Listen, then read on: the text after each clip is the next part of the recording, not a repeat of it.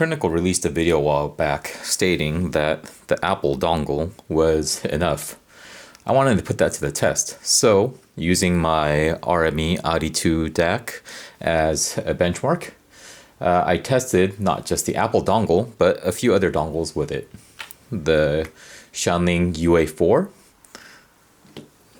the Questyle M15i, and the Questyle CMA18P. All of these are pretty neutral sources, meaning that they don't really add any coloration to the sound. For example, the Shanling M3 Ultra DAP tends to warm up the sound a little bit, adding more bass, but none of these actually really do that. The IEMs and headphones that were tested were from the easiest to hardest to drive for the Tengzhou 1R, the EJ07M, the Symphonium Crimson, the Hi-Fi Man HE1000SC, and the ZMF Verite Closed. Yeah, for this test, I only used one song mostly because it was a lot of testing. I used Ives I Am, as that's the one song I usually go to for testing something if I don't have that much time to test it. The only thing that's kind of hard to test on that track is the soundstage, but everything else is there on the track. So I tried to volume match to the best of my abilities, and unfortunately this was not a blind A/B test, as you know, I didn't have anybody helping me do this. And this was a little bit harder to go do to use the little device that I used in previous tests, and because of the different terminations. Yeah, and the source I mostly used was my MacBook Pro, because the desktop was connected to that, so I wanted to keep that similar.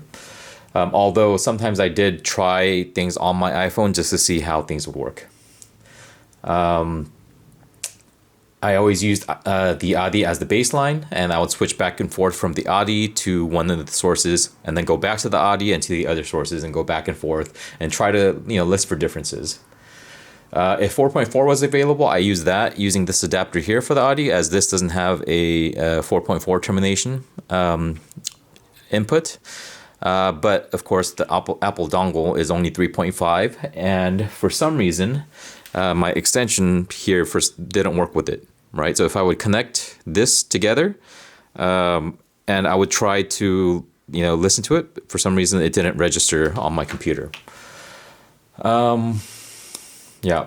And so actually the one thing that I couldn't test this time was the ZMF Verite Closed on the dongle, because I only have a 4.4 termination cable or an XLR cable, and I didn't have any other adapters for it. But I did have a similar 300 ohm HD600, which is over here, which I used just to see if the Apple dongle could actually run this without any problems. Yeah, and so I'm actually very surprised by the results. The Apple dongle managed to drive everything pretty well, even the full-size headphones. With the 1R, the ADI sounded slightly fuller, but the difference was pretty negligible. With the EJ07M, once again, it was very close, but the sound had a slight reduced clarity, and the sound seemed to have a subtle veil through the frequency range. However, the difference was small enough that I could have possibly imagined it, right? And if I wasn't going back and forth, I don't think it's something I might have even noticed. The Symphonium Crimson was actually pretty much indistinguishable between the ADI and the dongle. The Crimson doesn't seem to be very source dependent. It sounds pretty much the same on all the sources that I've actually tried. Same with the HE1000SC. It sounded pretty close between the dongle and the ADI, surprisingly, because it's a full-size headphone, so I didn't think that it would drive it that well, but it actually did, at least on the MacBook. For some of the headphones, I did try it on my iPhone, and it got to a comfortable listening volume. So the HD600 got to a comfortable listening volume, but if you like to listen to something really loud, then it might not be enough. But I think for the HD1000 SE, not SE, Stealth, I think it is strong enough to actually even drive it off your phone. Yeah, and so with the HC600, which isn't the most detailed, which is why I actually didn't want to include it in this test, it had enough power to run it well, but the treble seemed to lose some refinement, and the vocal sounded a little bit harsher, but it was still not a big difference. And so I was going back and forth, and I did like the sound of the ADI better, but I was trying to figure out more like why. And so I think those are the differences that I heard. And but like it was still enjoyable on the Apple dongle though. And so, I know the source that, could connect that's connected to it. And the MacBook is also important. So that's why I did try it on the iPhone. And, with like I said, with the max volume, it was still an enjoyable volume. The results with the Shanling UA4 was different between actually how high the volume on the unit was, interestingly enough.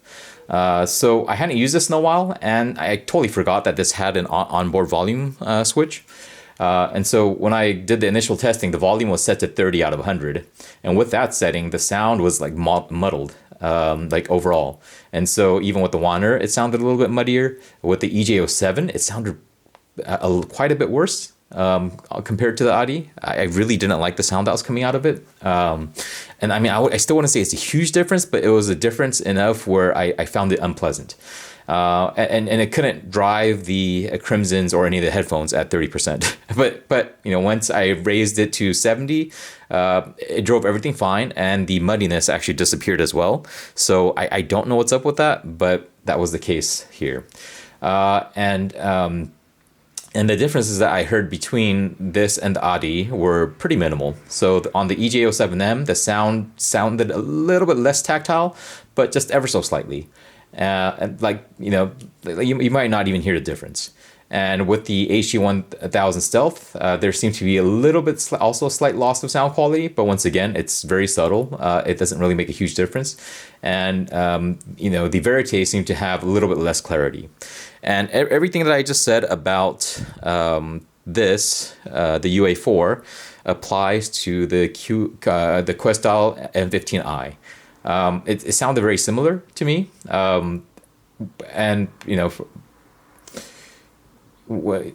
so for the most part, the differences between the ADI and this was not that different. The only thing I would say compared to the Shanling was this has a little bit more power even when the Shanling is at 100%. And so, the Verite Close ran sufficiently, and that's a 300 ohm headphone at 50% of the volume from the MacBook, which is pretty impressive.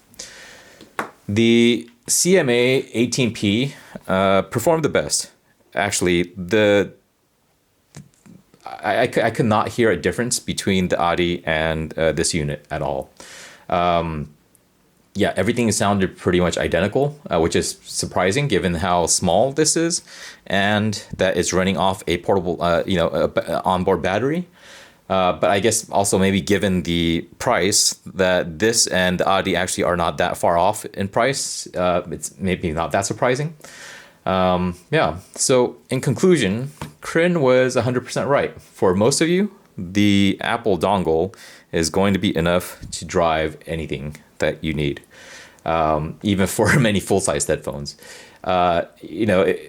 I think it would matter a little bit more if you're trying to drive something like the HiFiMan HE6 SC, which I owned briefly a while back. And I remember the sound quality going down a bit when I tried running it off the Questyle 5K. Though it did get loud enough, but I just felt like overall the quality of the sound was like not there. So maybe save your money and don't be dumb like me buying all these dongles to see if you can get a little bit better sound, when the Apple dongle would have been enough for 95% of use cases, and it's just sound quality wise, it's 95% there as well. So hope this video was helpful for you in your buying decisions. See you next time.